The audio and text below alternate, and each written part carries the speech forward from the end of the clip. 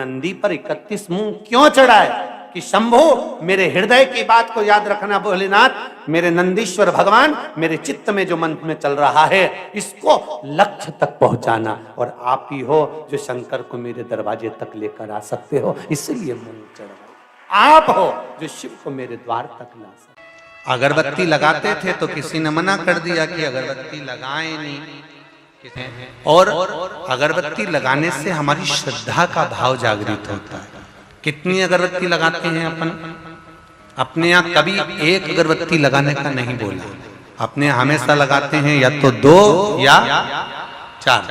2 अगरबत्ती इसलिए लगाते हैं कि एक अगरबत्ती तो मेरी तरफ से परमात्मा को रिझाने के लिए, दूसरी अगरबत्ती मेरे परिवार को भगवान की कृपा बनी रहे उसके लिए। 4 अगरबत्ती इसलिए लगाते हैं, तीसरे नंबर की अगरबत्ती मेरे घर में कोई बुजुर्ग है तो भगवान उसको अंतिम क्षण तक भी स्वस्थ बनाकर रखना, और चौथी अगरबत्ती इसलिए लगाते हैं कि मेरे आसपास में जो भी निवास करते हैं इनको कभी दुख मत देना, इसलिए 4 अगरबत्ती लगाई जाती है। हमारे यहाँ एक अगरबत्ती भी नहीं लगाई जाती कि केवल मेरे लिए लगाई हो। हमारे यहाँ सनातन धर्म भारत की भूमि कहती है, सनातन धर्म कहता है सर्वे भवन्तु सुखिनः, इसलिए एक अगरबत्ती नहीं 2 लगाई जाती है कि मेरे लिए नहीं, मैं पूरे परिवार के लिए मांग रही हूं। भगवान जब हमारे यहाँ महादेव किसको कहा गया? केवल देवों के देव महादेव नहीं, महादेव का मतलब वो होता है कि देवता से मांगा जाता है, जो मांग कर देते हैं वो देव कहलाते हैं। हमने देवता से कहा, गणेश जी से कहा, इनसे कहा, उनसे कहा, दे दो साहब हमको ये दे दो साहब, हमको ये दे दो साहब, पर महादेव एक ऐसे हैं उनको महादेव कहते हैं। मांग कर दे वो देव, और जो बिना मांगे दे देता है उसके दरवाजे पर जाने पर दे देता है वो महादेव। छठ के दिन चाहे अंधेरी की छठ हो, चाहे उजाले की छठ हो, किसी भी छठ के दिन अगर षडानंद कार्तिकेय जी महाराज का नाम लेकर 6 बेलपत्र और उस 6 बेलपत्र पर 6 दुर्वा, 6 पुष्प, 6 अक्षत के दाने रखकर षडानंद कार्तिकेय बाबा के स्मरण कर कर शिवलिंग की जो जलाधारी है उस जलाधारी पर जहाँ अशोक सुंदरी का स्थान है उसी के पास में कार्तिकेय जी का स्थान है। किसी भी छठ पर यदि आप बाबा को वो बेलपत्र, वो दुर्वा, वो पुष्प, वो अक्षत का दाना 6 समर्पित करते हैं, किसी भी छठ के दिन, षष्ठी के दिन स्कंद भगवान का नाम लेकर, स्कंदेश्वर बाबा का नाम लेकर, कार्तिकेय बाबा का नाम लेकर यदि समर्पित करते हैं तो जिंदगी में कितना भी कर्जा हो वो कर्जा 3 महीने के अंदर समाप्त होता ही है। कितना भी कर्जा, साथ में आपका परिश्रम, साथ में आपकी मेहनत और आपकी दृढ़ता। 6 बेलपत्र, 6 पुष्प, 6 दुर्वा, 6 चावल के दाने और साथ में अपना परिश्रम पूर्ण करो। छठ के दिन स्कंद भगवान का नाम लेकर, स्कंदेश्वर का नाम लेकर भगवान शंकर के जलाधारी पर समर्पित करो, शिवजी से प्रार्थना करो और अपनी मेहनत को 4 चांद लगाओ। कर्जा चूकेगा जरूर, समाप्त जरूर। कर्जा का मतलब ये नहीं है कि आप कर्जा करे हो तो मेरे से बन नहीं रहा, मेरे प्राण छूट जाए तो अच्छा, मैं तो मर जाऊं, मैं टेंशन में हूं, मैं डिप्रेशन में हूं, बहुत परेशान हो गया, ऐसा हो गया। ना ना, दुख आता है, जब सुख आया, सुख चले गया तो दुख आएगा तो दुख भी जाएगा, दुख भी समाप्त होगा, उसमें क्या विचार कर। ऐसा तो नहीं है कि दुख समाप्त नहीं होगा, दुख नहीं जाएगा।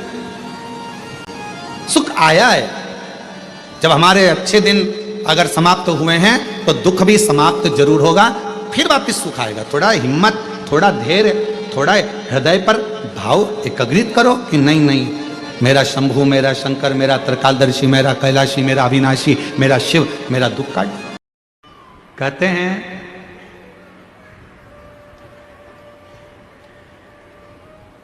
जब व्यक्ति के जीवन में कोई राह नहीं सूझ रही हो, कोई मार्ग नहीं मिल रहा हो, तब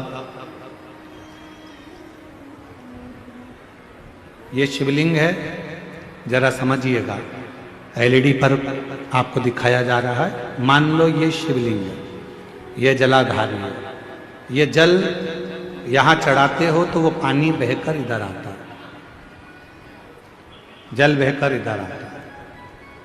मान लो कोई राह नहीं दिख रही हो, आपको लग रहा है कि मैं बहुत फंस चुके हूँ और निकल नहीं पा रहा हूँ, मार्ग नहीं मिल रहा।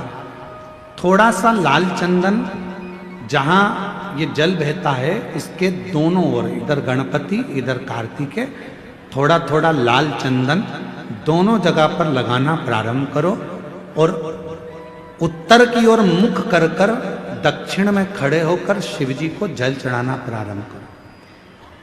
3 या 4 दिन तक आपने अगर दोनों जगह पर चंदन लगाकर दक्षिण में खड़े होकर उत्तर की ओर मुख कर कर भगवान के शिवलिंग पर जल चढ़ाया, पहले लगाना चंदन दोनों ओर लाल और फिर जल चढ़ाना। 3 से 4 दिन में स्वयं मेरा भोले बाबा आपको मार्ग निश्चित कर देगा और रास्ते क्लियर कर देगा। ज्यादा दिन नहीं, 3-4 दिन। पृथ्वी पर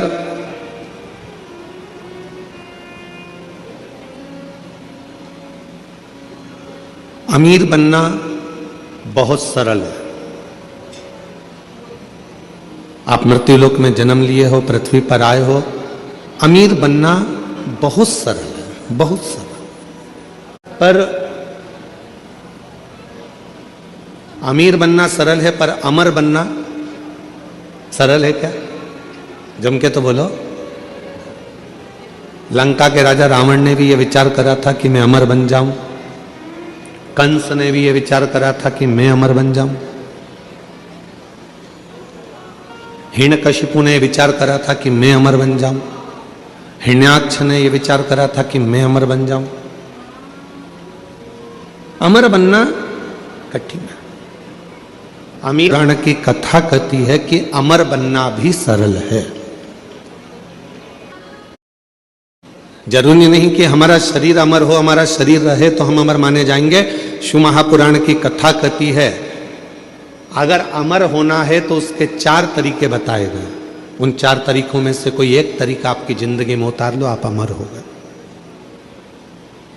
कौन कौन अमर होना चाहता है? जम के तो बोलो। सब होना चाहते हो ना अमर? हम भी अमर होना चाहते हैं, ठीक है। 4 तरीके में से कोई सा भी एक तरीका अपनाना है जिससे आप और हम अमर हो जाए। पहला तरीका अपनाने के लिए तैयार हो जाओ। अपनी जिंदगी में एक वृक्ष, एक पेड़ जरूर लगाओ। आप चले भी जाओगे तो वह पेड़ अमर रहेगा। अमर होने के 4 तरीके बताए हैं। पहले नंबर का है वृक्षारोपण। अपने नजदीक में, अपने करीब में कोई अच्छी जगह पर एक वृक्ष लगाओ, उस वृक्ष की परवरिश करो और उस परवरिश को कर कर उस वृक्ष को लगाकर बड़ा करो। हम रहें चाहे ना रहें, वो पेड़ जब तक पृथ्वी पर रहेगा दूसरे को छाया देता रहेगा। लोग तुम्हें याद करते रहेंगे कि हमारे काका जी ने ये पेड़ लगाया।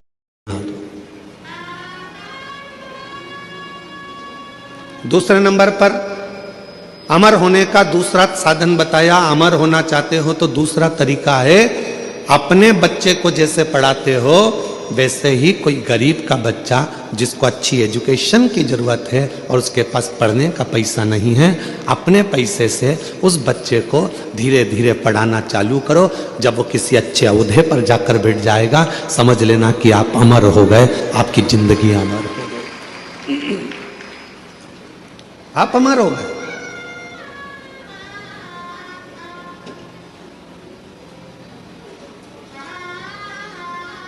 तो आप अमर, वरना अमरता का।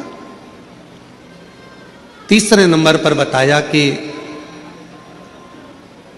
हृदय की मिठास, प्रेम लुटाते चलो, प्रेम देते चलो, अमर। वो एक गीत की लाइन है ना, वो राम आए जो। तीसरा साधन है अपने व्यवहार को मीठा रखिए, प्रेममय रखिए, स्नेहमय रखिए, अच्छा रखिए। व्यवहार श्रेष्ठ रखिए। और चौथा साधन बताया अमर होने का, चौथा साधन अपने बच्चों को अच्छा संस्कार देकर चलिए। जब वो बच्चे अपने संस्कारों में ढल जाएंगे तो समझ लेना कि आप अमर हो गए आपके बच्चों के संस्कार के रूप में। कौन कौन अमर होना चाहता है? बोलो, हाथ उठाओ जल्दी से। होना चाहते हो अमर? तो बच्चा भी संस्कारी, वो कोई भूलेगा नहीं, लोग आपको याद करेंगे। इनके माता पिता भी संस्कारी थे तो बच्चा भी संस्कारी था।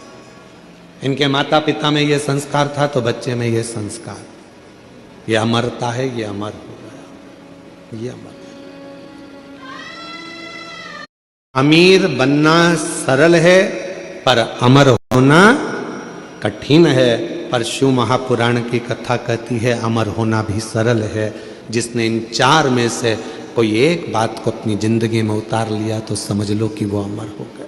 धर्म पत्नी माता सती को लेकर कुंभज बाबा के आश्रम में शिव पुराण की कथा अर्थात भगवत चर्चा करने के लिए गए। भगवत चर्चा करने,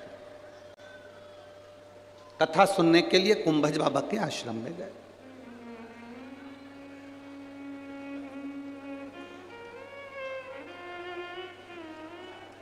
अब जरा विचार करिए,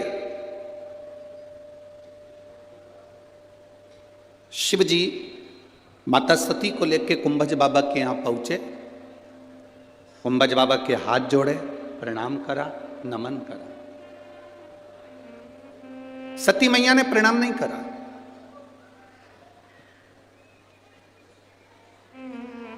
माता सती प्रणाम नहीं करी है कुंभज ऋषि को, अगस्त ऋषि को प्रणाम नहीं करी।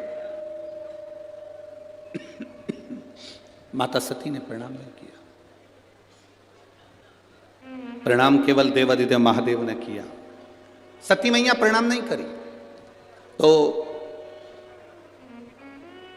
भोलेनाथ जी ने कहा कि सती प्रणाम करो, ये कुंभज ऋषि हैं, अगस्त ऋषि हैं, इनको प्रणाम करो, इनको नमन करो। सती मैया प्रणाम नहीं कर रही। सती माता प्रणाम करे, कुंभज ऋषि को देवादिदेव महादेव प्रणाम करें। कुंभज ऋषि अपनी जगह से खड़े होकर सती मैया को और महादेव को प्रणाम कर रहे हैं। सती मैया को भी कुंभज ऋषि ने प्रणाम किया और महादेव को भी कुंभज ऋषि ने प्रणाम किया। अगस्त बाबा ने प्रणाम किया। तब सती मैया के मन में अहंकार आ गया, थोड़ा सा अहंकार, कि ये ऋषि होकर, संत होकर, साधु होकर, गुरुजन होकर मुझे प्रणाम कर रहे, ये ऋषि होकर मुझे प्रणाम कर रहे, ये अभिमान सती मैया के हृदय में समाहित हो। कुंभज ऋषि से शंकर भगवान ने पूछा कि आपको हम प्रणाम करते पर आपने हमको प्रणाम कर लिया, ये क्यों करा? तो कुंभज बाबा कहते हैं कि मैं कथा बाचने वाला हूं और आप कथा सुनने वाले। बाचने वाला और सुनने वाला, इन दोनों में बड़ा होता है, कौन बड़ा होता है? कथा बाचने वाला बड़ा है कि सुनने वाला बड़ा है? कथा बाचने वाला कभी बड़ा नहीं होता, बड़ा होता है कथा सुनने वाला। कथा बाचने वाला कभी जिंदगी में बड़ा नहीं है हमारा, कथा सुनने वाला बड़ा है। बाचने वाले का क्या है? व्यासपीठ पर आएगा, 3 घंटा बाचेगा, बोलेंगे, समझाएंगे, चले जाएंगे। पर श्रोता, सुनने वाला बड़ा होता है। अपना घर, परिवार, कुटुंब सब छोड़कर। अब सुनने वाले को क्या चाहिए कि उसका चित्त, उसकी वृत्ति, उसका मन भगवान में लग रहा है कि नहीं लग रहा। रोड पर अगर किसी का घर होगा तो उसकी कीमत होगी। रोड पर अगर किसी की जमीन होगी, खेत होगा, प्लाट होगा तो उसकी कीमत होगी। पर शिव पुराण कहती है इंसान अगर रोड पर होगा तो उसकी कोई कीमत नहीं होगी, ये निश्चित। जमीन की कीमत रोड के किनारे हो सकती है, प्लाट की कीमत रोड के किनारे हो सकती है, मकान की कीमत रोड के किनारे हो सकती है, पर मनुष्य की कीमत रोड पर नहीं होती। शिव महापुराण की कथा कहती है एक मक्खी सब्जी पर बैठी और तुल गई तो 2 रुपए किलो के भाव में सब्जी की कोई कीमत नहीं होगी, उस मक्खी की कोई कीमत नहीं होगी। कबाड़े के ऊपर बैठकर तुल गई तो उस मक्खी की कोई कीमत नहीं होगी। पर वही मक्खी अगर सोने के ऊपर रखा जाए और सुनार सोना तोल रहा हो और मक्खी उस पर बैठ जाए तो वो मक्खी भी 5,000 रुपए की हो जाएगी। ये निश्चित है, उसकी कीमत बढ़ जाएगी। मक्खी अगर तुलते समय सब्जी पर बैठी है तो उसकी कोई कीमत नहीं है। मक्खी तुलते समय अगर किराने के सामान पर बैठी है तो उसकी कोई कीमत नहीं है। मक्खी तुलते हुए कबाड़े के सामान पर बैठी है तो उसकी कोई कीमत नहीं है। और वही मक्खी अगर सोने पर सोना तुल रहा है और उस पर अगर मक्खी बैठ गई है तो वो मक्खी की कीमत भी अपने आप बढ़ जाएगी। उसी तरह आप किस जगह पर बैठ रहे हो, किस चौराहे पर बैठ रहे हो, किस पान की दुकान पर जाकर बैठ रहे हो, किस गुमठी पर जाकर बैठ रहे हो, किस पेड़ के नीचे जाकर बैठ रहे हो, किस रोड पर जाकर बैठ रहे हो, उसकी कीमत नहीं है। शिव महापुराण की कथा कहती है जब हम भगवान की शरणागति में, सत्संग में या शिव महापुराण में जाकर बैठते हैं तो ये शरीर की भी कीमत बढ़ जाती है और आत्मा की भी कीमत बढ़ जाती है। इसकी कीमत बड़ी है। ये शरीर की कीमत भी बड़ी और आत्मा की कीमत भी बड़ी। हम जब भजन करने बैठे, हम जब स्मरण करने बैठे, आप उठाकर देखिए इतने शास्त्रों को, इतने प्रमाणों को हमारे उठाकर देखिएगा। रामकृष्ण परमहंस जी को देखिए, चैतन्य महाप्रभु जी को देखिए, श्री महावीर स्वामी जी को देखिए, गौतम बुद्ध जी को देखिए, नामदेव जी, तुकाराम जी, मीराबाई, कर्माबाई, मुक्ताबाई, नरसिंह मेहता, प्रहलाद, इनका यदि स्मरण करेंगे तो इन्होंने अपने शरीर की कीमत को बढ़ा लिया भगवान का भजन। इन्होंने शरीर की कीमत को बढ़ा लिया भगवत स्मरण। इन्होंने शरीर की कीमत को बढ़ा लिया भगवत नाम का जप करके। हमारे नैनों में जल भर जाए कि मैं तो बहुत गरीब हूँ, या मेरा शरीर बेकार है, या भगवान ने मुझे जबरदस्ती पैदा कर दिया, भगवान ने यूं ही मुझे जन्म दे दिया। एक बात बहुत अच्छे से याद रखना, पहले भी कथा में कही, आज फिर कहते हैं, यहाँ जितनी मेरी बहनें बैठी हुई हैं, जितनी माताएं बैठी हुई हैं, जितने भाई लोग बैठे हुए हैं और जितने भी बांधव लोग यहाँ बैठे हुए हैं, आप सोने वाले कमरे में या अपने कक्ष के अंदर कोई भी अटाला चीज नहीं रखते। तुम अपनी अलमारी में हमेशा अच्छी चीज ही रखते हो, कीमती चीज ही रखते हो। जब तुम अपने कमरे में, तुम अपनी अलमारी में, तुम अपने कक्ष में, तुम अपने मकान में कोई भी अटाला सामान नहीं रखते तो जरा विचार करिए, ये पृथ्वी पूरी की पूरी मेरे महादेव का घर है। जब आप अटाला सामान नहीं रखते तो मेरा महादेव किसी फालतू को इस पृथ्वी पर क्यों रखेगा? जरा विचार करो। अगर भगवान ने जन्म दिया है, मृत्यु लोक में आए हो, पृथ्वी पर जन्म हुआ है, तो तुम्हें कीमत वाला बनाकर मेरे परमात्मा ने भेजा। ऐसा कोई मनुष्य, ऐसा कोई मानव, ऐसा कोई पृथ्वी मनुष्य जन्म नहीं लेता जिसको भगवान कीमत वाला बनाकर नहीं पैदा करता। बस आपको निखरने की जरूरत है।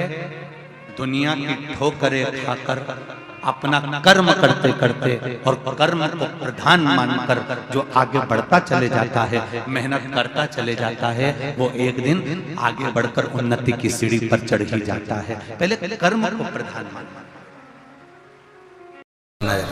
ये शिवलिंग, ये जलाधार और ये धार।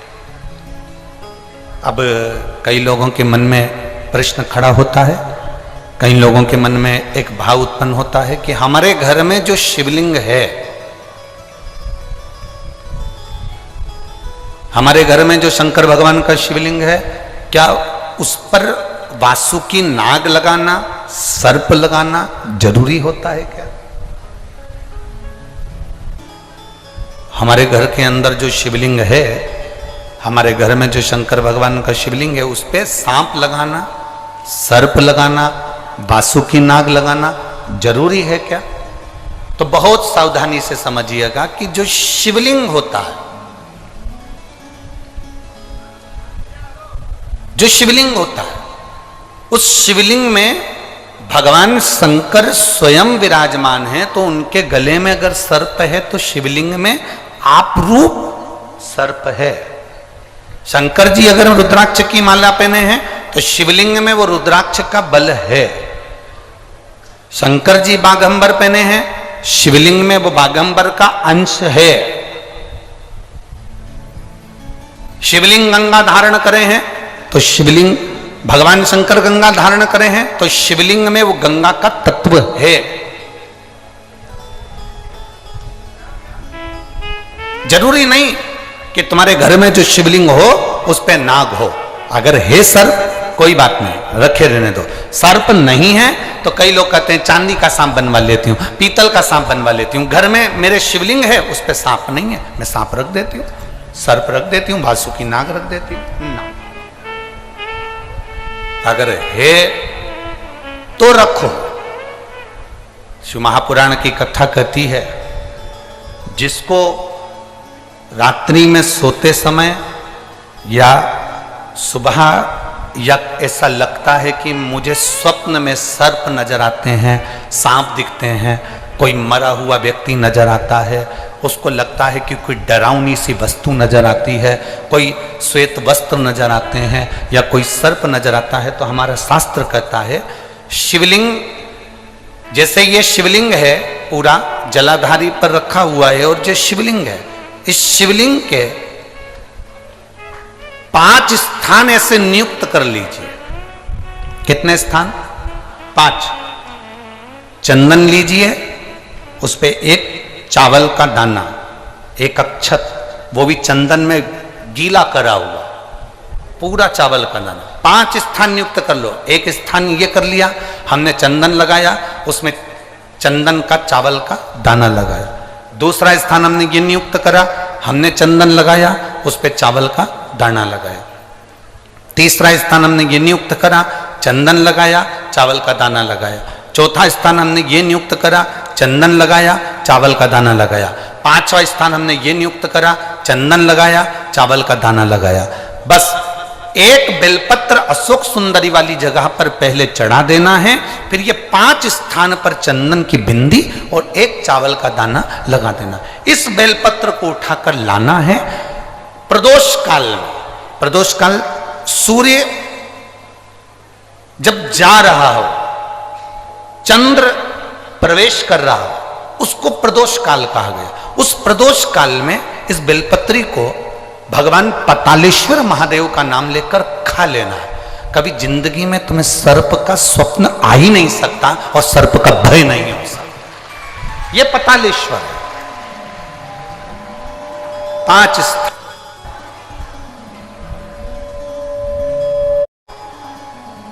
समझ में आया है ना? 5 स्थान यदि हम नियुक्त करते हैं और 5 स्थान नियुक्त कर कर हम चंदन की बिंदी रखकर एक चंदन में भिड़ा हुआ चावल, चंदन में गीला किया हुआ चावल का एक दाना 5 स्थान पर यदि हम लगाकर एक बेलपत्र पहले समर्पित कर कर उसको लगाकर फिर हम उस बेलपत्र का प्रदोष काल के समय पर भगवान पतालेश्वर का स्मरण कर कर उसको पा लेते हैं, तो हमें फिर स्वप्न में सर्प का भय नहीं रहता, हमें स्वप्न में सर्प दिखाई नहीं देता।